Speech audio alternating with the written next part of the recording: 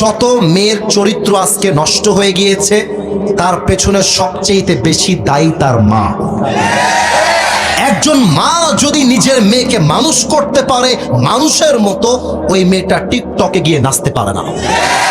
একটা মেয়ে যদি তার বাড়ি থেকে বেপরদায় বের হয়, তার ওড়না খুলে বের হয়, বুঝতে হবে এটা তার দোষ হওয়ার আগে তার বাপ এবং মায়ের দোষ সবার আগে। যুবক ভাইরা বলে, আরে আমি আমার মেয়ের মা, আমি বলবো তোর মতো মেয়ে যদি বাড়ি থেকে বেপরদায় বের হয়, আগামীকাল তোকে আমরা ত্যায্য পুত্র করে দিব, তোর সঙ্গে আমাদের সম্পর্ক নাই। এই কথা শুনলে কোনো মেয়ের বুকের পাটানায় বাহিরে বেপরদায় ঘুরে বেড়াবে। যুবক ভাইরা ঠিক না বল? আর আমার আফসোস লাগছে বলতে, বোরকা পরলেও আজকাল দিনদার হওয়া যায় না। অনেক মেয়ে বোরকা পরেও পার্কে গিয়ে বয়ফ্রেন্ড নিয়ে প্রেম করে বেড়ায় পাবনার ভাইরা। এই সমস্ত বোরকাওয়ালি দেখলে বলতে মনে চায় উপরে ফিটফাট ভেতরে পুরোটাই সদর ঘাট।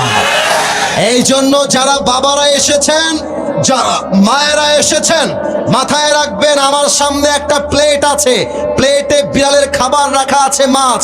প্লেটটা আমি ঢাকলাম না আর বিড়ালকে বললাম, বিড়াল তুই এই মাছ খাইতে পারবি না, কিন্তু মাছের প্লেট কিন্তু খোলা। আপনি যতই বোঝান বিড়াল কিন্তু বুঝবে না। অতএব আমাদের উপরে ইফটিজিং মামলা দেওয়ার পূর্বে আপনার মেয়েকে বোরকাওয়ালি করে বাড়ি থেকে আপনাকে বের করতে হবে। আল্লাহ প্রিয় বাপ মাদেরকে বোঝার তৌফিক দান করুক, পড়না আমিন।